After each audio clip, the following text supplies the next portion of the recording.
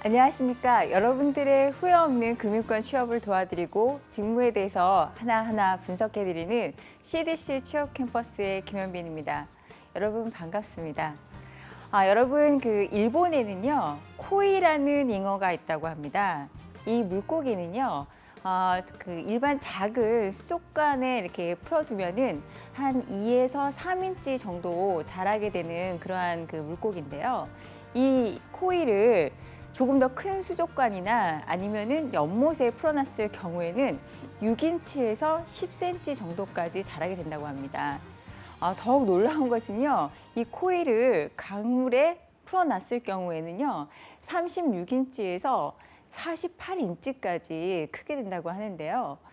이것이 자연에서 배우게 되는 교훈이 아닐까 생각을 하는데, 우리가 알지 못하는 사이에 우리를 작은 세계에 가두어 놓고 우리의 사고나 우리의 성장과 발전을 가로막는 게 아닌가 하는 생각을 하게 됩니다.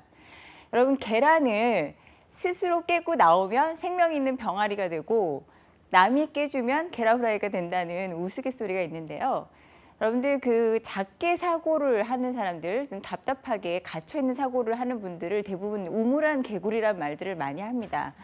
여러분들 보통 우리가 지금 열심히 배우고 생각하고 있다고 하지만 지금 현재 가로막혀서 내가 있는 세상이 우물이 아닌가 스스로 좀 자성을 해봐야 될 때가 아닌가 생각하고요. 여러분들 좀 더 넓은 바다나 넓은 세계로 나가셔서 항상 발전하고 성장하는 여러분들 되셨으면 좋겠습니다. 자, 오늘 강의를 시작을 하도록 할 텐데요. 여러분들 점점 여러분들의 질문이 많아져서 제가 굉장히 반갑습니다. 그래서 이번에도 제가 질문을 몇 가지 추려왔는데요. 한번 보도록 하겠습니다. 금융기관에 입사를 하더라도 바로 준법감시인이 될 수 없다고 했는데 나중에 준법감시인이 되기 위해 경력을 쌓고 싶다면 지금 무엇을 준비해야 하나요? 굉장히 뭔가 미리 준비해야 된다는 생각을 갖는 것은 굉장히 좋은 생각이라고 드는데요. 자, 제가 지난번에 말씀을 드렸듯이 준법 감시인은 바로 입사를 해서 할 수 있는 직무는 아니라고 말씀을 드렸습니다. 금융기관에는요, 바로 입사를 해서 바로 어떤 RM이라든지 준법 감시인들이 바로 업무의 직무에 투입될 수는 없는 상황인데요. 여기서 준법 감시인은 금융기관에서 10년 이상의 경력을 갖고 있거나 그래서 어느 정도 일정 이상의 직급이 되거나 아니면은 지난번에도 말씀드렸지만 한국회계사라든가 한국 변호사의 자격증을 취득한 후에 금융 관련 업무를 5년 이상 한 분들에 한해서 자격이 주어진다고 말씀을 드린 적이 있습니다.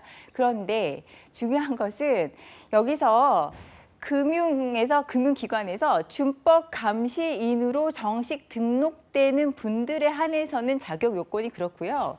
준법 감시 부서에서 일하는 분들에 한해서는 어떤 특별한 자격 요건이 주어지진 않습니다. 그래서 여러분들 처음 입사해서 만약에 준법 감시 부서에서 근무를 해서 오랫동안 경력을 쌓아서 준법 감시인이 되는 경우도 있고요. 사실은 이제 처음부터 금융기관의 경우에는 준법 감시 부서로 가기에는 어떤 법학을 전공했거나 특별한 변호사 자격증을 갖고 있는 경우에는 흔하지는 않은 일인데 여러분들이 어느 분야에서라든지 리스크 쪽에서 근무를 했다든지 지점에서 경력을 쌓았다든지 한다 하더라도 나중에 본인이 공부를 하셔서 준법 감시 쪽으로 가실 수가 있고요. 내부 통제에 관해서 좀 관심을 많이 갖고 있는 것도 좋은 방향이고요. 그리고 한 가지 이제 또 좋은 방법은 여러분들 제가 금융연수원 사이트에 들어가면은 금융 관련 자격증 그렇게 막 어렵지는 않은데 국가 공인 자격증도 있고 민간 자격증도 있습니다. 그래서 거기서 자격증을 딸 수 있는데 자격증을 딸 수 있는 것 중에서 하나가 준법 감시인이 나와 있습니다. 그래서 준법 감시인 관련 공부를 미리 해놓으시고 물론 이제 거기에서 자격증을 땄다 해서 준법 감시인으로 등록될 수 있는 자격이 주어지는 것은 아니지만요. 여러분들이 그런 공부를 하다가 보통 이제 금융기관이나 일반 기업에서는요, 내부의 어떤 직무에 대해서 사람이 비었을 때는 사내 이제 공모를 합니다. 이런 포지션이 있는데 여기에 지원할 분들을 손들어 주세요 하고 그러면 이제 그것도 신입사원이나 경력사원을 뽑는 거와 똑같이 내부 인터뷰를 보게 되는데요. 그럴 때 준법 감시 공부를 그동안 어떻게 해왔고 이렇게 관심을 가져왔으며 그다음에 이러한 자격증을 따두었다고 하면은 훨씬 더 잘 어필할 수 있을 것이라고 생각을 하고요. 그다음에 좀 더 유리하다면은 전공으로 봐서는 법학 쪽이라든가 그런 쪽이 조금 더 유리하게 작용할 수는 있지만 여러분들이 뭐 다양하게 경력을 쌓고 공부를 하시면 준법 감시인으로 갈 수 있는 방법은 상당히 많다고 보여집니다. 자, 그다음 두 번째 질문을 보겠는데요. 자, 은행에서 RM이란 포지션을 설명해 주신 적이 있는데 RM은 리스크 매니저인가요? 릴레이션십 매니저인가요? 먼저 핵심을 말씀드리면은 RM은 릴레이션십 매니저란 말도 쓰이고요. 리스크 매니저란 말도 쓰입니다. 근데 제가 설명드렸던 그 영업의 일선에서 마케팅을 담당하시는 RM, 은행의 RM의 경우는요, 통상적으로 릴레이션십 매니저란 말을 사용을 합니다. 여기서 그 제가 저번에도 말씀을 드렸지만 그 RM의 경우에는 각 산업별로 예를 들어서 무슨 이제 대기업 부문이라든가 아니면 중견기업 부문, 그다음에 외국 기업 부문 해가지고 또 이제 본인의 어카운트를 마련해서 거기에 계속해서 지속적인 방문을 하면서 고객들과의 접점을 마련하고 고객의 니즈를 파악하는 일이라고 했는데요. 그분들은 릴레이션십 매니저고요. 금융기관에서 동시에 RM이라고 해서 리스크 매니저란 말을 사용하기는 하지만 은행에서는 아니고요. 뭐 자산운용사나 일부 다른 금융기관에서 사용하기도 합니다. 그래서 이 RM의 경우는 예를 들어서 뭐 마켓 리스크라든가 아니면 크레딧 리스크, 신용 리스크라든가 그런 쪽의 업무를 담당하는 분들을 또 RM이라고 하기도 합니다. 어떤 그 RM으로 지원을 하시는 한 분이 말씀을 하시기에 릴레이션십 매니저인 RM은 당연히 고객과의 접점과 고객의 니즈를 파악하는 것이 중요하지만 현장에서 리스크를 파악할 수 있는 리스크 매니저의 역할도 해야 한다라는 말씀을 하셔서 제가 굉장히 인상 깊게 들었었는데요. 그렇게 이해하시면 될 것 같고 RM의 경우도 마찬가지로 준법 감시인과 마찬가지로 가서 바로 할 수 있는 직무는 아니고요. 어시스턴트 RM 또는 RA라고도 합니다. 그래서 ARM, RA라고 하는데 그 약간 좀 뭐 초급이라든가 대리나 아니면 과장급에서 그런 업무를 쌓다가 또는 이제 심사역으로 해서 기업을 평가하는 업무를 쌓다가 나중에 그 현장으로 나가서 RM 역할을 하기도 합니다. 여러분.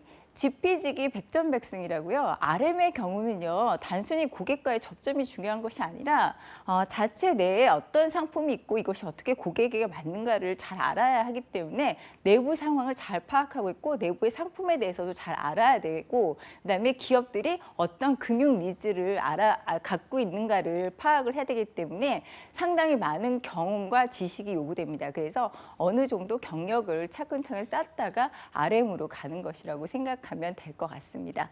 네, 여러분들 많은 질문을 통해서 여러분들 좀 더 직무에 대해서 좀 더 상세하게 알 수 있기 때문에요. 여러분들 이렇게 질문해 주시면 제가 질문 답변해 드리면서 좀 더 그 직무에 대해서 자세히 설명드릴 수 있도록 하겠습니다. 자, 그러면은 그 지난주의 강의 내용에서 복습과 요점 정리를 해보도록 하겠는데요. 자, 지난주 강의 내용은 준법 감시인에 있어서 제가 약간의 보충 설명을 해드렸습니다. 그래서 준법 감시인이 있고 준법 지원인이 있는데 준법 감시인과 준법 지원인 모두 그 내부 통제의 중심에서 그런 그 준법 경영과 투명 경영을 위해서 책임을 지고 내부 통제가 잘 지켜지도록 하는 그런 업무라고 말씀을 드렸고요. 근데 이제 준법 감시인의 경우는 금융기관에 해당되는 말이고요. 준법 지원인의 경우는 일반 기업이라고 보시면 정확할 것 같습니다. 이 준법 지원인 제도도 제가 지난번 말씀드렸지만 준법 감시인처럼 일정 그 자격 조건이 있습니다. 그래서 운영을 하고 있는데 요즘 기업들이 이 준법 지원인에 관련된 그 제도를 구축하는 데 있어서 활발하게 이렇게 하고 있다. 우리는 이제 우리 기업은 이렇게 투명 경영을 하고 있다라는 것들을 이제 표방하고 있기 때문에 신문에서 이제 검색해 보시면 관련된 내용들이 잘 나와 있습니다. 참고하시면 될 것 같고요. 그다음에 지난주에는 이제 투자금융부 그 IB 업무, 그래서 제가 부동산 금융 그 팀이 이 IB 업무에 그 소속되어 있다고 말씀을 드렸는데 각 은행에서 그래서 이제 하는 업무들이 어떤 것이 있는가 제가 말씀을 드렸습니다. 그래서 이제 전통적인 은행의 그 뭐 상업은행 업무, 예를 들어서 무역금융 업무라든지 외화 관련 업무라든지 외화 원화 대출 그런 관련 업무 외에도 이러한 이제 그 투자 금융 업무를 통해서 그 다각적으로 그 사업을 진행을 하고 수익을 올리기에 그 은행과 금융기관들이 노력을 한다고 말씀을 드렸는데요. 그런 이제 부분으로서 뭐 유동화 업무라든가 인수금융 업무, 또 그다음에 뭐 부동산 PF 이제 자세히 설명을 드렸던 부동산 PF하고 프리 IPO 등 그런 업무들이 많이 있다고 말씀을 드렸고요. 은행의 이런 투자금융부의 업무들은요, 사실 증권사의 업무하고 이렇게 겹쳐지는 부분이 많습니다. 그래서 간혹 이제 그 진행하는 방식이 약간 차이가 있고 접근하는 부분에 있어서 차이가 있기도 하지만 서로 영역 간의 그런 것들이 깨지면서 부딪히면서 같이 서로 증권사와 은행이 경쟁을 하는 구도를 갖추기도 합니다. 참고하시면 좋을 것 같고요. 자, 그럼 관련 기사를 한번 우리 보도록 하겠습니다. 자, 이거는요, 데이터 뉴스에 나온 이제 내용인데요. 은행권 준법 감신 지위가 신한과 우리은행은 올라가고 격상되고 KB와 하나금융 같은 경우는 약간 이제 내려갔다는 그런 내용인데요. 지난번에 제가 그 조직도에서 보여드렸듯이 준법 감신하고요. 감사의 경우는 사실 사전 감독하고 사후 감독하고 교육하는 것이 어떤 그 위에 있는 임원진들과의 어떤 그 명령 체계에 있어서 바로 직속으로 되면은 공정성을 유지하기가 어려운 부분이 있습니다. 그래서 사법제도가 분리되어 있는 것처럼 기업에서도 이 준법 감시와 감사 조금 별도로 해서 독립성을 유지하도록 하고 있는데요. 이런 준법 감시인이라든가 감사 분야의 그 업무를 담당하시는 분들의 직급이 어느 정도 이상의 임원분들이 되셔야지 그 내부 통제를 하기가 훨씬 좀 용이해지는 부분이 있습니다. 여러분들 잘 이해하시겠지만, 그래서 이제 그런 부분에 있어서 어떤 은행을 굉장히 강화를 하고 있기도 하고 어떤 은행의 경우에는 이제 뭐 이런 식으로 유지한다라고 해서 그게 기사로 나왔는데, 여기 보니까 4대 은행의 경우에 있어서 준법 감시인 직위는 우리은행이 부행장 직급으로 가장 높고요. 그다음에 신한은행 같은 경우는 부행장보, 국민은행은 전무, 하나금융 같은 경우는 상무로 준법 감시인이 그러니까 상주하고 있다라고 해서 기사가 나온 것이었습니다. 자, 이거는요, 제가 투자금융 관련해서 나온 내용인데요. 아시아 인프라 투자 시장이 과연 돈이 되는 걸까 해서 우리나라에서 6월달, 바로 지난 6월달에 그 제주도에서 연차 총회가 있었습니다. 그래서 아시아 인프라 투자 은행이라고 해서 AIIB라고 제가 일단 이제 금융 용어 관련해서 설명드릴 때 좀 자세히 설명을 드리도록 하겠는데요. 거기서 이제 아시아의 그 개발도상국에 그 아주 대규모의 인프라를 구축을 하는데, 물론 이제 AIIB 같은 경우는 국제금융기구입니다. 그래서 국제금융기구가 이제 인프라 투자에 전 세계의 어떤 경제적인 가치 효율을 높이기 위해서 하고 있지만, 이것이 민간 부문이나 아니면은 뭐 연기금이라든가 기금들이 참여를 해줘야 되는데 굉장히 위험 부담이 많다 보니까 이거를 국제금융기구가 일부 분담을 해야 한다는 이제 그런 내용의 그 기사입니다. 그래서 제가 바라기로는 이런 이제 활발한 움직임 속에서 우리나라도 적극 참여해서 어떤 그 하나의 역할을 할 수 있는 것도 굉장히 중요하고요. 또 많은 금융기관들이 연계해서 좀 투자나 그런 업무들이 활발히 진행됐으면 하는 바람입니다. 제가 만나 뵀던 어떤 이제 금융권 은행에 계신 한 그 투자금융부서에서 일하시는 분은요, 나중에 그 아시아개발은행이나 이런 AIIB 그 인프라 투자은행에 가서 일하는 게 본인의 커리어 목표라고 말씀하셔가지고 제가 되게 흥미롭게 들은 적이 있습니다. 좀 더 찾아보시면서 참고하셨으면 좋겠고요. 자, 이거는 제가 좀 전에 말씀을 드렸듯이 그 은행의 투자금융의 업무, 투자금융부의 업무와 증권사의 업무가 일부는 조금 겹쳐져서 서로 같이 경쟁하게 되는 부분이 있다고 말씀을 드렸는데요. 그것에 관련돼서 나온 기사 내용입니다. 그래서 위기감 높아진 금융지주의 역습이라고 나와 있는데, 제가 은행, 우리나라의 4대 은행, 예를 들어서 뭐 우리은행, 신한은행, 하나금융은행, KB은행 모두 4대 금융지주 소속이라고 말씀을 드렸는데요.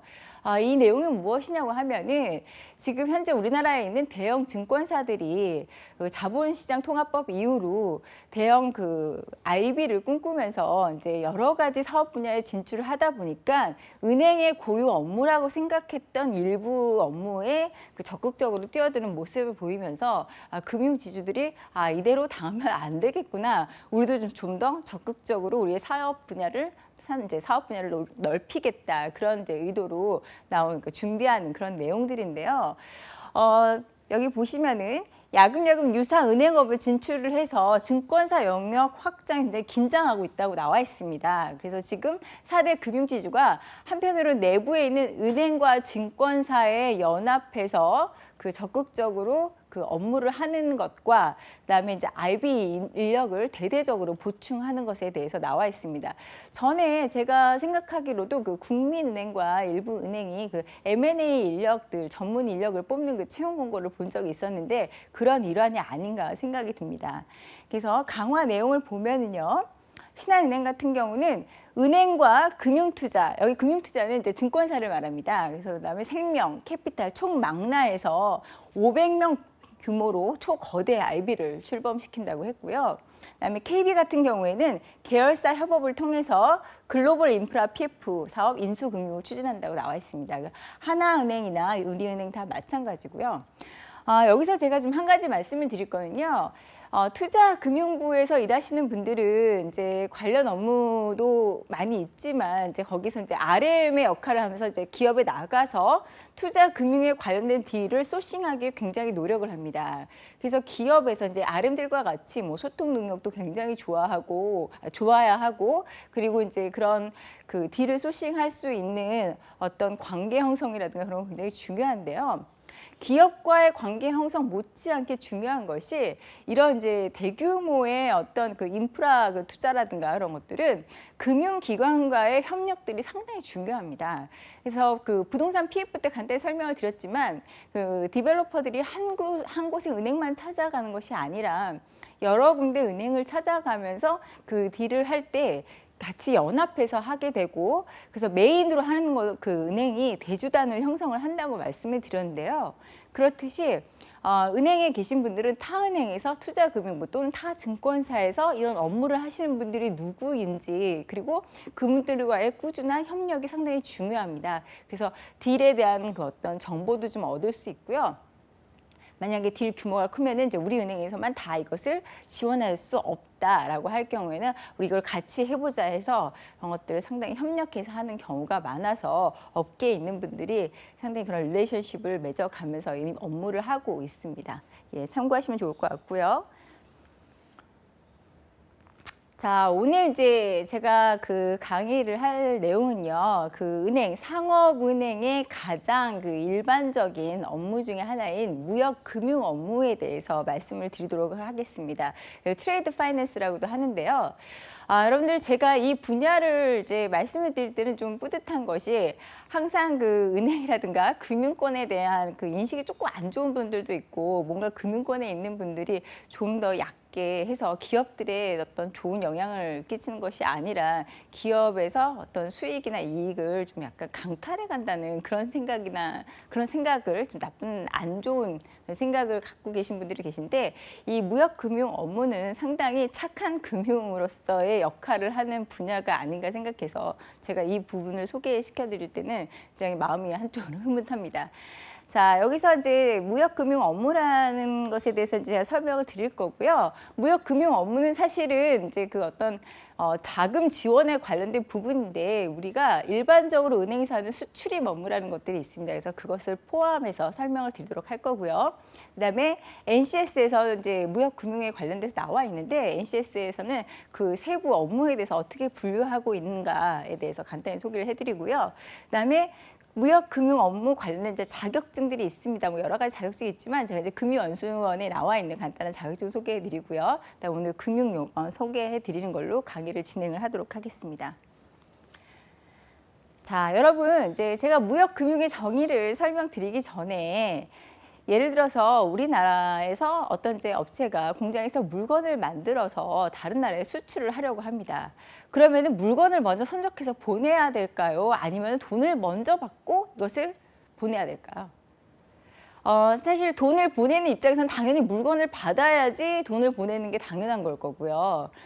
물건을 수출하는 입장에서는 돈을 받아야지만 물건을 보내는 게 아마 그 맞는 생각일 텐데요. 입장 차이라는 게 있는데 사실 이게 가까운 곳에서 일어나는 문제라면 큰 문제가 없지만 이게 수출이다 보니까 바다 건너 또는 먼 거리에 있는 그 업체와 서로 거래를 하게 됩니다. 사실 이거는 돈을 주고받는 문제에 있어서 규모도 굉장히 크거니와 시기라는 시점에서 어떤 그 문제가 발생을 할 수 있는데요. 자, 이곳에 금융기관이 참여를 해서 이 부분에 있어서 지급보증서라든가 신용장을 그 근거로 해서 그 자금 지급이라든가 그런 것들을 다 대행을 하게 됩니다. 사실 이것은 그 기업에서 자금을 그 확보해야 되는 입장에서 굉장히 중요한 역할을 해주는 그런 그 은행의 기능 중에 하나인데요. 자, 무역금융이라는 건 간단히 말씀을 드리면 우리나라는 그 수출이 굉장히 중요한 나라입니다. 여러분도 잘 아시겠지만 우리나라 그 내수에서, 그러니까 국내에서만은 그 물건을 생산해서 국내에서 소비를 해서 이게 경제가 돌아가기는 어려운 부분이기 때문에 그 국가에서 이 수출에 관련된 걸 굉장히 많이 지원을 하고 있습니다. 그래서 무역금융이라고 하는 협의적인 그런 그 정의는요. 무역을 하는 데 있어서 수출입 업체가 그러니까 예를 들어서 수출 업체가 물건을 만들어서 또는 국내에서 만들어진 물건을 사가지고 수출을 할 때 필요한 자금이 있으면 그 자금을 지원해 주는 것을 무역금융이라고 합니다. 그래서 이 무역금융의 경우에는요, 국가에서 지원을 해주기 때문에 한국은행에서 각 은행들에게 싸게 대출을 해주면서 만약에 그 수출하는 기업들이 있으면 이런 자금을 지원하도록 해라 하고 하기 때문에 다른 것보다는 좀 저리로 이용할 수 있는 자금들이 있습니다. 그래서 그렇게 이용을 하는 건데 여기서 정의를 보자면요. 그러니까 정의를 구체적으로 좀 보면은요. 국내 수출 업체 또는 국내 수출 물품 생산 업체를 대상으로 수출 물품의 선적 전에 필요한 자금을 지원하는 무역 관련 원화 자금 대출 제도를 말하며 외화 자금이 아니라 원화 자금 대출입니다.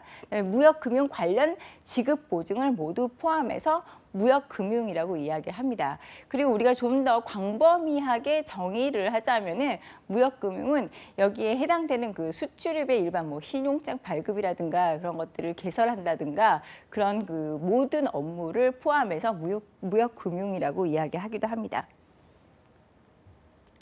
자, 융자 대상은요, 어떤 기업이나 다 모두 해줄 수는 없겠죠. 그래서 그 이제 관련 조건들이 있는데요.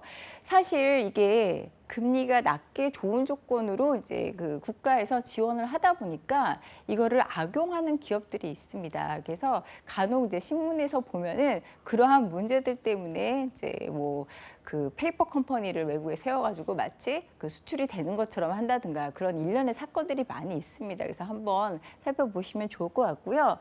그리고 이제 뭐 여러 가지 조건이 있긴 하지만 중개 방식에 의한 수출은 융자 대상에서 제외됩니다. 이게 무슨 말이냐면은 우리나라에서 만들어진 생산 물품이라든가 직접 만들어진 생산 물품을 수출하는 것인데 그게 아니라 어떤 뭐 수입을 해가지고 중간에서 한국에서 다시 다른 나라로 수출한다든가 그런 중개 형식의 한 것은 이런 수출 자금을 지원하는 데 있어서 제외된다는 그런 이야기인데 뭐 이것은 당연하겠죠. 이게 국내의 생산을 좀 더 촉진시키고 국내에 있는 수출 업체들을 지원하기 위한 제도이기 때문에 이런 그 단순 중개 같은 경우는 해당이 되지 않습니다. 좀 더 우리가 구체적으로 그 융자 실적이라든가 이런 무역금융을 지원하는 데 있어서 어떤 것들이 어떤 형식의 그 수출의 그 실적이 지원이 되는지 한번 알아보도록 하겠습니다. 자, 수출 실적은요, 두 가지로 나누어질 수 있습니다. 그래서 자사 제품 수출 실적이 있고요. 타사 제품 수출 실적이 있는데요. 이게 무슨 말이냐면은 쉽게 말하면 자사 제품 수출 그 실적은 그야말로 한 공장에서 자체적으로 물건을 만들어서 거기서 수출까지 다 할 수 있는 그런 상황을 말하는 거고요. 그런 관련 이제 수출 실적이 쌓인 곳은 이제 무역금융 지원으로 해서 자금을 대출해 주게 되고요. 그다음에 타사 제품 수출 실적이라는 것은 이제 국내에서 만들어진 그 생산 물건을 이제 돈을 주고 그 매입을 해서 수출하는 그런 경우에 이제 수출 실적을 말합니다. 이 두 경우 모두 그 융자 대상에서 수출 실적으로 인정을 해가지고 융자를 해줄 수 있게 되는데, 이런 부분에 있어서 이제 은행에서 이런 것들을 지원하기 때문에 은행에서 업무를 할 때는 이런 수출입, 국제 관련 법, 뭐 무역 관련 법규라든가 그런 것들을 잘 알고 있어야지만 기업에 이런 것들을 상담해주면서 영업을 할 수가 있습니다. 그래서 여러분들 이제 은행에 그 방문을 하시면 맨 그 앞에는 이제 물론 이제 일반 그 소비자 금융에 관련된 부서들이 이제 있긴 하지만, 이제 뒤편이라든가 아니면은 뭐 1, 2층에 있는 경우는 2층에는 주로 이런 기업 관련 업무를 하는 분들이 이제 앉아 계셔서 기업에서 이제 이런 업무들을 하는 직원들이 오면은 상담해주고 그런 업무들을 관련해 가지고 진행 절차를 밟게 됩니다. 자, 그 다음에는요, 이제 NCS에서도 이 무역금융에 관련된 부분이 잘 나와 있습니다. 그래서 여러분들 NCS 제가 사이트 많이 참고하시라고 말씀을 드렸는데요.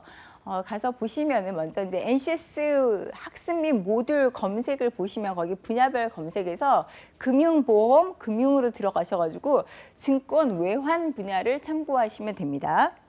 자, 좀 더 상세히 들어가 보면은요. 여기 이제 보통 여러분들 뭐 능력 단위 세 분류 해가지고 나와 있는데요. 세 분류에는 그 외환하고 무역에 있어서 무역 금융 업무로 들어가 보시면 되고요. 이 무역 금융 업무에는 뭐 이렇게 수출 신용장 통지라든가 그런 것들 매입이라든가 양도라든가 해가지고 나와 있습니다. 그래서 한번 좀 자세히 한번 보도록 하겠습니다. 자, 그러니까 우리가 여기 능력 단위로 나와 있는 거는요. 일반 은행에서 하나하나 따로따로 분류해가지고 하는 업무가 아니고요. 그 무역금융부서, 수출입 그 금융부서, 수출입 업무를 하는 데서 그냥 다 같이 하게 되는 이러한 업무들입니다. 그래서 뭐 수출 신용장 통지 있고, 신용장 양도 있고, 그다음에 신용장 방식의 수출한 어음 매입도 하는 업무도 있고, 그다음에 뭐 수출 대금 사후 관리가 있고, 이런 업무들이 전체적으로 있는데요. 여기서 마지막에 한국은행 무역금융취급이라고 나와 있습니다. 이게 제가 아까 말씀드렸던 한국은행에서 국가적으로 수출을 하는 업체에 지원을 하기 위해서 자금을 좀 저리로 할 수 있도록 은행에 자금을 꾸어줍니다. 그래서 은행들도 그래서 이 수출입 업체에 아까처럼 그 실적이 쌓아 있거나 어떤 일정한 융자 대상의 기업들에게는 이 자금을 지원을 해서 업무를 할 수 있도록 그렇게 하고 있습니다. 그래서 관심 있는 분들은요, 좀 더 상세히 찾아보셨으면 좋겠습니다. 이러한 이제 수출입 업무가요, 예전에는 그 상품들이 굉장히 단순하고 그 어떤 기업과 거래하는 것들이 다 일정하게 정해져 있었는데, 요즘에는 은행에서도 이런 관련제 뭐 수출입이라든가 무역이라든가 아니면 다른 분야조차도 그 상품의 전문가들을 하나씩 배치해 놓게 됩니다. 그래서 우리나라에 들어와 있는 외국 은행의 경우도 뭐 예를 들어서 이제 이런 무역금융 같은 경우는 뭐 트레이드 파이낸스 그 프로덕트 스페셜리스트라고 해가지고요, 좀 더 상품을 고객의 니즈에 맞춰서 다양화시키고 좀 더 좋은 조건으로 같이 윈윈할 수 있는 그런 상품에 대한 계속적인 연구가 이루어지고 있는데요. 이런 이제 그 상품의 프로덕트 그 스페셜리스트들은 그냥 처음부터 이 일을 하는 것이 아니라 이런 무역 그 금융 관련 업무들을 뭐 이제 오퍼레이션부터 해가지고 꾸준히 여러 가지 업무를 해보고 나서 이런 그 상품에 있어서는 어떤 것이 보충됐으면 좋겠다라는 그런 통찰력을 가지게 되고, 나중에 그래서 그 상품 전문가로 그 직무, 그 본인의 경력을 발전시키게 됩니다. 자, 여기서 아까 이제 신용장이라는 것들이 이제 계속해서 언급이 되는데요. 여러분들 이제 신용장이라는 것이 이제 Letter of Credit이라고 해서 LCLC에서 무역에 관련돼서는 상당히 자주 나오는 용어 중에 하나입니다. 근데 이 LC는 단순히 금융기관 쪽만 사용하는 용어가 아니고요. 기업에서 이제 수출입을 하고 무역을 하는 경우에는 이 LC에 관련된 얘기를 많이 하게 되는데, LC는 쉽게 말씀드리면은 계약 관계에 있어서 우리가 어떤 것을 거래하고 이것을 이렇게 이행했다라고 하는 그 확인된 그런 서류입니다. 그래서 이 LC에 대해서도 이제 관련 자격증이 있는데 좀 자세히 살펴봤으면 좋겠고요. 이 부분에 있어서 이제 신용장에 있어서 이 신용장을 개설하는 은행이 있고요, 매입하는 은행이 있고 통지 은행들이 있습니다. 그래서 거기에 대해서 각각 업무들이 이제 그 소속이 돼서 하게 되는데, 이 분야에 대해서는 제가 나중에 조금 더 자세히 설명을 드리도록 하겠습니다. 자, 제가 이제 관련 자격증이 있다고 하는데요. 그 한국금융연수원에 들어가서 자격증에 관련돼 가지고 여기 발췌를 해왔는데요. 그 금융연수원에 들어가 보시면요, 정말 그 은행에서 필요한 많은 자격증들이 그 잘 나와 있습니다. 그리고 자료들도 많이 구비되어 있는데요. 여러분들이 그 금융 쪽에 관련돼 관심 있는 분들은 지금 당장에 자기소개서, 면접 준비 그런 것도 중요하지만 어떤 자격증들이 있구나, 그리고 이러한 업무들은 어디에서 어떻게 하고 있구나라는 전반적으로 익혀야지만 나중에 면접을 보실 때라든가 아니면 본인의 직무에 대한 목표, 커리어 목표를 말씀하실 때 훨씬 튼튼한 밑바탕이 됩니다. 그래서 꼭 좀 제가 보기에는 가서 참고를 해보셨으면 좋겠고요. 자, 관련 자격증이 여러 가지가 있는데 뭐 이제 전에도 말씀드렸듯이 심사역에 관련된 그 자격증이 있고요. 뭐 컴플라이언스 오피서 지금 자격증이 있고 또 은행 텔러에 관련된 자격증들이 다 있습니다. 자, 여기서 보면은 외환 전문역 1종, 2종이라고 되어 있는데 여기 국가공인이라고 나와 있죠. 여기서 국가공인이라고 나와 있는 건요, 이 자격증들이 모두 다 국가공인은 아닙니다. 그래서 민간 부분 자격증이 있고요, 국가공인 자격증이 있는데 이 중에서 신용분석사라든지 여신심사역이라든지 그 외환 전문역의 경우는 다 국가공인입니다. 그래서 이건 조금 다르게 보실 수 있다고 생각하시면 될 것 같고요. 자, 1, 2종이 있는데 그 외환 전문 그 자격증은 CFES라고 이제 보통 줄여서 말합니다. 그래서 Certified Foreign Exchange Specialist인데요. 1종과 2종이 있는데 1종을 취득하고 2종을 취득할 수 있는 그런 연관되어 있는 자격증은 아니고요. 각각 별도의 자격증입니다. 그래서 1년에 한 3번 정도를 응시할 수가 있고요. 내용이 차이가 있습니다. 그래서 국가공인 외환 전문역 1종의 경우는 어떤 이제 개인에게 있어서 외환 리스크, 환 리스크 같은 것에 노출되어 있는 분들을 위해서 이제 컨설팅을 해줄 수 있는 개인에 관련된 그런 직무라고 보시면 될 것 같고요.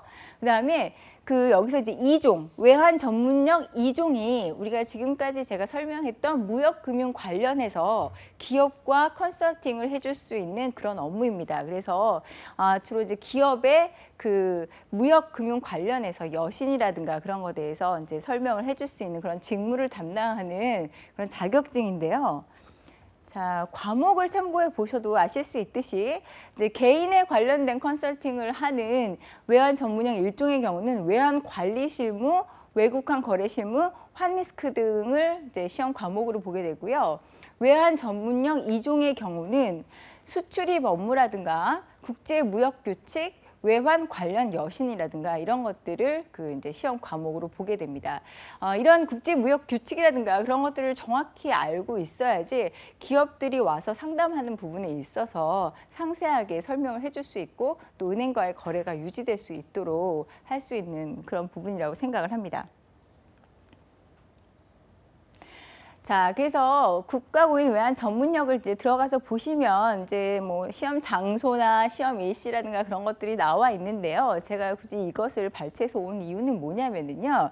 여러분들 자세히 보시면 아시겠지만 여기 그 수험 참고 도서에 대해서도 아주 잘 상세하게 나와 있고요. 놀라운 거는 여기에 1, 2종 다 기출 문제들이 나와 있습니다. 그래서 여러분들이 이런 자격증을 따는 데 있어서 외부로 가가지고 무조건 책 사시고 학원 등록하시고 하는 것보다 물론 그런 것도 필요하지만 먼저는 좀 자세히 내부적으로 이걸 보시고 나서 난이도가 이 정도이구나 라고 파악을 한 다음에 그다음에 어떤 것들을 더 보충해야 되는지 본인이 감을 좀 잡고 가셔야지 훨씬 더 효율적으로 공부할 수 있고 비용이라든가 시간 면에서 절감할 수 있을 거라고 보여집니다.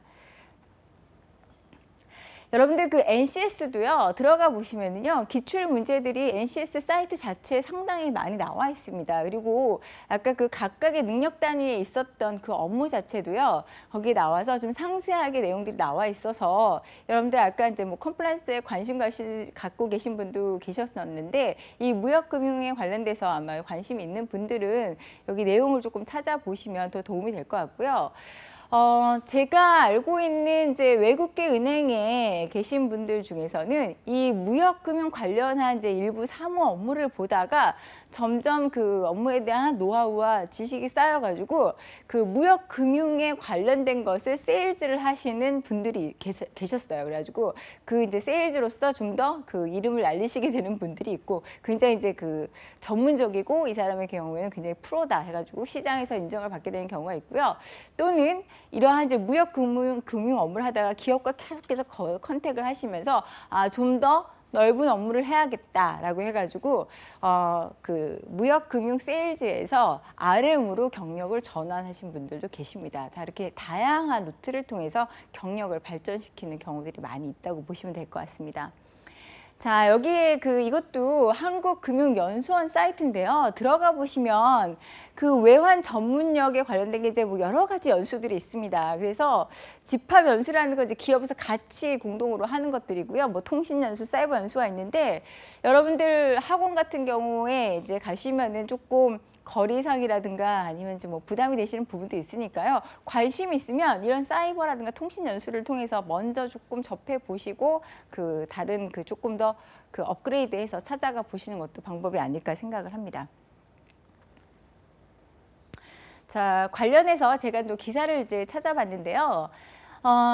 여기 KB 국민은행이 아시안 뱅커라는 그 잡지에서 그 6년 동안 연속으로 수출입 금융은행으로서 이제 수상한 내용이 나와 있습니다. 그래서 수상기관 그 선정의 기준이 이제 무역 금융의 성과라든가 상품이 얼만큼 다양했고 고객 서비스를 어떻게 하는가 그런 것들에 대해서 이제 나와가지고 이게 그 아시안 뱅커즈에서 한 6년을 연속으로 KB 금융 그 은행에서 국민은행에서 시상했다는 내용이 나와 있고요.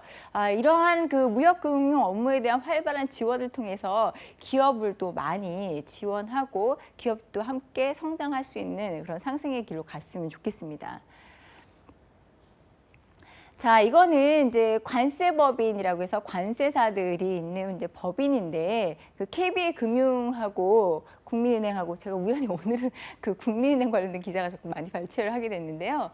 그래서 그 수출입 업무에 대해서 좀 더 상세하게 그 컨설팅을 해주기 위해서 협약을 맺었다는 그런 내용입니다. 또 받으시면 괜찮을 것 같고요. 자, 여러분 제가 지금까지 그 말씀드린 기사 같은 경우는요, 그냥 이걸 통해서만 보실 게 아니라 좀 더 상세하게 찾아보셔가지고 전 내용을 다 읽어보시고 나서 은행 전반에 대해서 좀 감을 잡으셨으면 좋겠습니다. 제가 이제 금융권 지원하는 학생들을 만나면은요, 항상 뭐 여러 가지 이제 공부하는 방법이라든가 어떻게 준비를 해야 될까요?라고 하는 이제 얘기를 많이 듣는데 금융 기사에 대한 것들을 너무 준비를 안 해가지고 금융 업무에 대한 것들을 아주 그냥 가까이 할 수 있는 그런 일부 업무만을 보고 전체적인 숲을 보지 못하는 경우가 많은 것 같은데 이런 실무들을 어떻게 적용해서 기업들이 하고 있는가, 그다음에 은행과 기업이 어떤 형식으로 나가고 있는가에 대한 감을 잡아야지 나중에 인터뷰에서도 여러 가지 질문에 있어서 잘 대응하실 수 있을 거라고 봅니다. 자, 그러면 이제 금융에 관련된 제가 용어를 오늘 이제 설명을 드리도록 할 텐데요. 먼저 AIRB에 대해서 보도록 하겠습니다. 제가 아까 그 강의 초반에 기사에 그 AIRB 그 연차 총회를 우리나라 제주도에서 한 것에 대해서 잠깐 보여드리는데요. AIRB가 무엇이냐 하면은 아시안 인프라스트럭처 인베스먼트 뱅크입니다. 아시아 인프라스트럭처 투자은행이라고 보고요. 이것은 그 2016년도에 그 중국에서 아시아의 대규모로, 그러니까 아시아와 태평양 개발도상국의 그 인프라스트럭처, 그러니까 예를 들어서 뭐 도로라든지 철도라든지 항만이라든지 그런 것들 대규모로 건설하기 위해서 그 설립한 국제금융기구이고요. 여기에 우리나라를 비롯해서 인도, 러시아, 독일, 영국 등 벌써 80여 개국이 그 회원국으로 들어와 있습니다. 자, 내용을 보시면은요.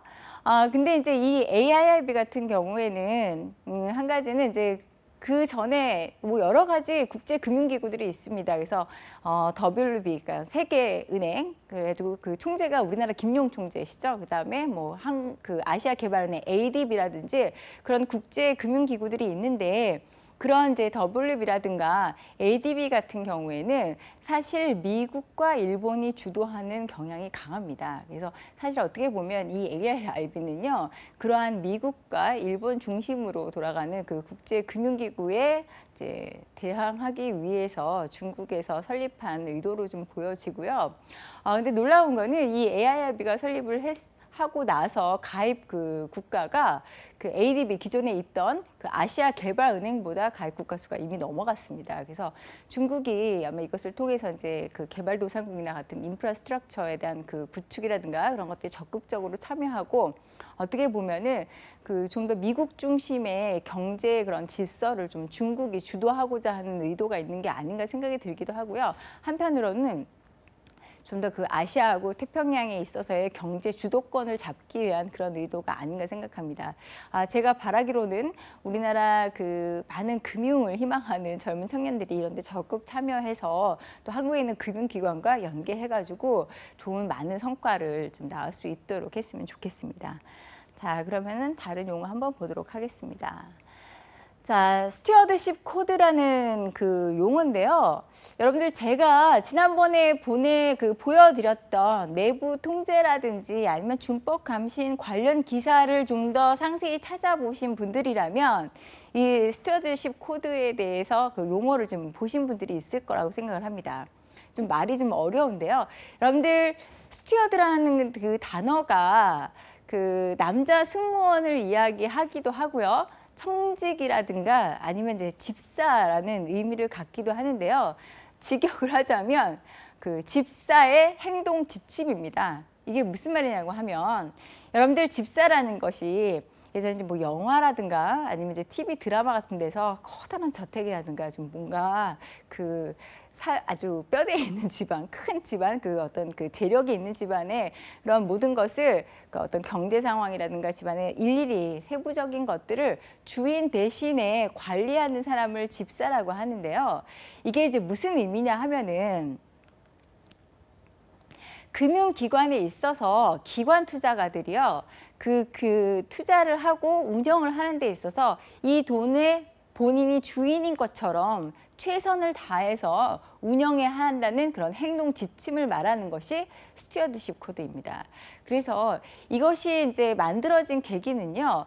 사실 이제 기관 투자가들이 처음에 그 투자를 했을 때 내부에 있는 그 금융권의 경영진들의 어떤 위험 관리, 어떤 잘 경영하지 못해서 오는 그런 내부 문제들을 적극적으로 대처하지 못했다는 자성에서 오게 된 제도고요. 사실은 2010년에 영국에서 가장 먼저 실시가 됐습니다. 그래서 우리나라도 그것에 발맞추어서 2016년 12월부터 이제 시행을 하게 되었었는데요.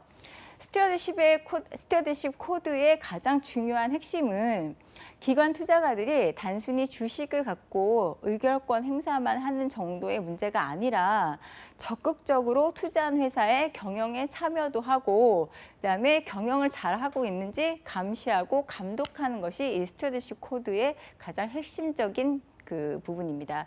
그래서 우리나라도 뭐 이 부분에 대해서 이야기가 잘 많이 나오고 있는데요. 이 스튜어드십 코드가 잘 정착이 되면은 기관 투자가들이 그 투자한 기업의 경영을 잘 감시하고 규제할 수 있는 그런 전체적인 제반적인 것이 마련되도록 됩니다. 이런 그 스튜어드십 코드가 잘 정착되고 있으면서 그 다른 그 금융기관에 있어서 어떤 그 수익에 많은 좋은 효과를 내고 있다라는 기사들이 많이 나오고 있는데요. 여러분들 그것도 좀 찾아보셨으면 좋겠고요. 제가 한 가지 내용을 발췌를 해왔습니다. 그래서 기사인데 스튜어드십 코드 시대 주식시장은 이미 스튜어드십 열풍이다. 그래서 이거는 이제 그 문재인 정부 들어서 이 스튜어드십 코드를 잘 정착시켜서 금융기관에 있어서 투자자들이 그 투자한 돈을 기관 투자가들이 잘 감독할 수 있고 좀 더 투명 경영을 하고 금융에 있어서 클린 금융, 좀 더 그 투자한 사람들과 금융이 잘 연계해서 모든 기업과 금융과 또 전체적인 그 국가의 경제에 있어서 좋은 영향을 끼치도록 할 수 있도록 이런 제도를 정착시키는 관련해서 내용이 잘 나와 있습니다. 그래서 사실은 2016년 12월에 이것을 발표하고 시행한다고 했는데 특별한 규제가 없어서 잘 되지도 않았었고요. 거의 유명무실했기 때문에 그 정착되지 않았었는데 이것이 잘 정착됨으로써 좀 많은 기대를 하고 그 좋은 그런 효과를 낳기를 기대하고 있습니다.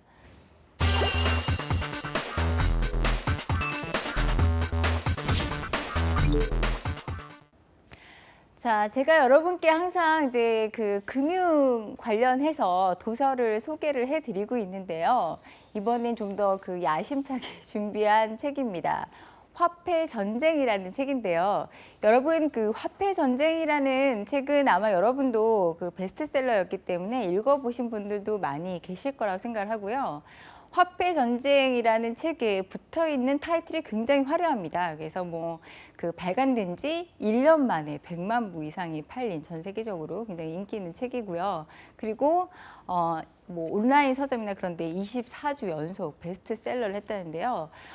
여러분들 제가 이 책을 소개하기 전에 약간 좀 어떻게 보면 엉뚱하고 생뚱맞은 질문을 하나 해드리고 싶은데 여러분들 세계에서 가장 부자가 누구일까요? 여러분들이 알고 계신 세계 가장 부자는 누구인가요? 빌 게이츠? 워렌 버핏? 네. 대부분은 이제 빌 게이츠라고 뭐 통계에서 보면은 나오기는 하는데요. 이 화폐 전쟁에서 말하는 것은 그 빌 게이츠가 아니라 세계적인 금융 그룹인 그 유대계의 금융 그룹인 그 로스차일드 가문이라고 얘기를 하고 있습니다. 사실 이 책은요, 그 중국의 숭홍빈이라는 사람이 이제 그 지은 책인데, 숭홍빈이라는 작가 자체가 미국 IB, 그러니까 미국 한 중심 뉴욕 월가에서 IB에서 근무를 했던 사람입니다. 놀라운 것은요, 제가 이 책을 읽는 내내 너무 흥미진진하고 어떤 그 음모에 관련된 것들이 많아서 소설처럼 너무 열심히 재미있게 읽어 나갔는데 이 책을 읽으면서 이 내용들이 사실일까? 아니면은 그냥 허구일까? 사실이라고 생각하기에는 너무 약간 좀 무서운 내용이 많고 그렇다고 허구라고 보기에는 완전히 거기에 대한 뭐 소속된 인물이라든지 내용이라든지 아니면 사건이라든지 그것들이 상당히 상세하게 나와 있습니다. 그래서 제가 나중에 이것을 찾아보니까 저와 같이 그런 생각을 가졌던 분들이 많으신 것 같더라고요. 그래서 이게 사실이냐 허구냐 해서 갑론을박 굉장히 토론이 많이 일어나고 있는데요. 사실은 이 책은 사실을 기반으로 작가의 일부 그 상상력과 그런 어떤 다른 근거들을 제시한 픽션입니다. 그러니까 아주 픽션이라고만 보니까 허황되게 지어진 이야기는 아니고요. 내용들이 상당히 근거 있는 내용들이 많이 있습니다. 그래서 좀 더 목차를 상세하게 살펴보면요. 여기 제가 말씀드렸던 이제 로스차일드 가문. 여러분들 금융을 공부하시면 이 로스차일드 가문에 대해서 상당히 많은 것들이 나와 있습니다. 그리고 여기에 이제 여러 가지 그 미국 대통령들이 이제 암살당한 이유가 이 로스차일드 가문에서 주도한 그런 어떤 음모였다 해가지고 상당히 많은 음모가 나와 있고요. 음모에 관련된 이야기가 나와 있고요. 여러분들도 왠지 음모론 하면 내용이 더 재밌어지는 그런 게 있죠. 그래서 여러분들 읽으실 동안 아마 그런 부분에서 상당히 재밌을 거라고 생각하는데 제가 이 책을 읽고 다른 책을 읽었을 때 놀라운 것은 그것이 이 책에서만 주장하는 바는 아니고요. 상당히 많은 책에서도 그러니까 그 금융과 미국이라든가 그런 전체적인 금융시장에 대한 이야기가 나온 책이라면은 상당히 유사하게 맞물리는 내용들이 많이 있습니다. 그래서 이것은 제가 무슨 뭐 특별한 음모론을 밝혀보라는 그런 말씀은 아니고요. 그 내용에 있는 밑에 깔려 있는 내용들을 한번 정확히 보시면은 좀 더 이해가 쉬울 거라 생각이 되는데요. 그래서 이제 뭐 미 연방준비은행이 어떤 곳인가 그리고 거기서 하는 일이 무엇인가 그다음에 그 세계는 지금 전쟁 중인데 어떠한 전쟁 중인가 해서 여러 가지 그 내용이 나와 있고 어떻게 준비를 해야 될지에 대해서 나와 있습니다. 제가요 여기서 그 내용을 보니까 이 작가는 화폐에 대한 굉장히 중요한 가치관을 갖고 있습니다. 그래서 세계 경제를 주도하는 거는 핵무기를 쥐은 사람이 아니라 화폐를 주도하는 사람이 나중에 이것을 그러니까 세계를 재편할 수 있고 지도할 수 있고 정복할 수 있다라는 그 작가의 아주 확실한 확고한 신념이 나와 있는데요. 이게 사실 좀 페이지는 많습니다. 그래서 여러분들 무겁게 느껴지실 수 있는데 여러분들 이게 지금 1편도 나와 있고 2편, 3편, 4편에서 계속해서 나와 있고 지금 계속해서 사람들이 많은 관심을 갖고 있지만 무엇보다도 1편은 조금 한번 꼭 읽어보셨으면 좋겠습니다. 근데 제가 재밌는 거는 저도 이제 이 책을 몇 번 읽고 학생들한테 이 책을 읽은 그 학생들이 있어가지고 질문을 던졌더니 내용을 정확히 그 작가가 의도했던 내용을 파악하지는 못하고 그냥 음모론이라든가 아니면 나와 있는 내용 일부에만 조금 연관돼서 생각하는 분들이 많아서 그것들이 아쉬웠었는데 여기서의 내용은 이제 가장 중요한 거는요. 숭홍빈이 그 중국을 사랑하는 마음으로 미국 중심의 지금 미국이 모든 그 경제 주도권을 갖고 있는 질서를 잡고 있는 그러니까 이제 그 좌지우지하고 있는 국제 금융 시장에 있어서 중국이 앞으로 어떻게 할 것인가에 대한 것들을 여기서 이야기를 하고 있습니다. 그래서 저도 2, 3, 4편은 다 읽어보지 못했지만 그 부분에 있어서 좀 더 관심을 갖고 있는 게 이 사람이 어떻게 주장할 것인가에 대한 그런 것들이 상당히 궁금하고요. 제가 이 책을 읽고 나서의 그 받은 느낌은요. 항상 우리나라에도 금융권을 지원하는 사람들 중에서는 어떤지 우리나라의 금융시장을 좀 더 발전된 시장으로 재편하겠다. 아니면 우리는 세계 경제 금융에서 이러한 역할을 담당하도록 금융 분야를 키워보고 싶다든가 그런 좀 비전을 갖고 말할 수 있는 그런 그 사람을 기대를 했는데 그러니까 그런 사람들이 좀 나와주면 좋겠다라는 기대를 하고 있습니다. 그래서 저는 가끔 학생들한테 이제 그 인터뷰 관련 이제 질문들을 하면서 금융에 왜 지원을 하려 하느냐라는 것들을 꼭 물어보게 되는데 제가 언젠가는 한 번쯤 이 화폐 전쟁을 읽고 우리도 이렇게 준비를 해야 되지 않을까 하는 마음으로 금융권에 와서 한국의 금융을 발전시키고 싶다라는 구체적인 계획을 말할 수 있는 그런 후보를 만나면 얼마나 좋을까 하는 그런 생각들을 했습니다. 그래서 여러분들 조금 그 금융권에 지원하는 것을 본인의 관심이라든가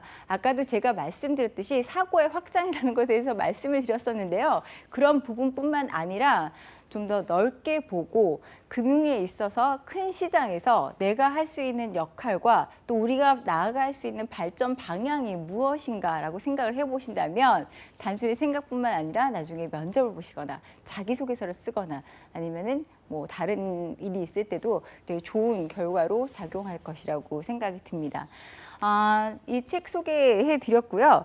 여러분들 이제 여름이라 굉장히 여름이 이제 시작이 됐습니다. 뜨겁고 덥고 또 올해의 여름은 유난히 비도 안 오고 굉장히 더운데 이 여름이 이제 지나가면은 본격적으로 하반기 금융 공채가 시작될 것입니다. 그리고 이제 인턴도 아마 채용을 하게 될 텐데요.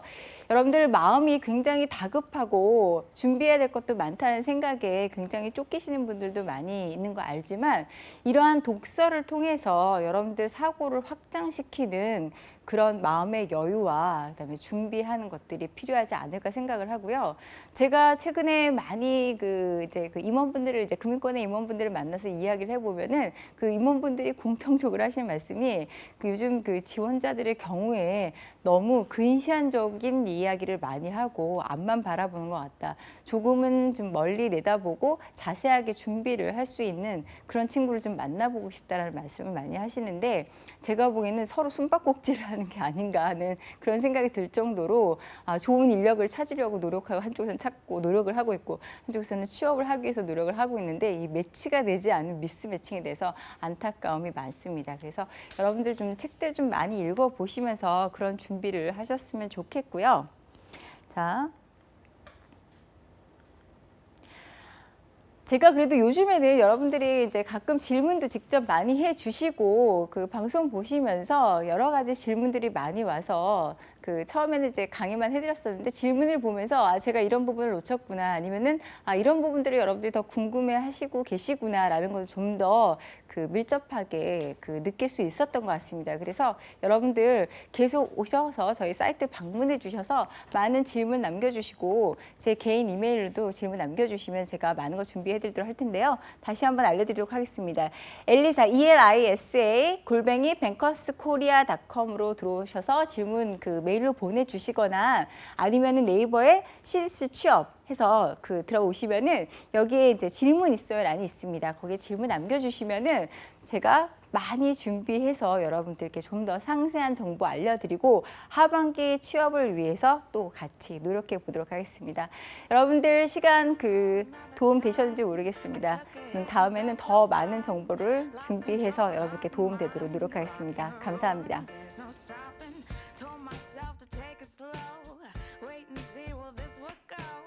Check me now, what do you know? I'm head first.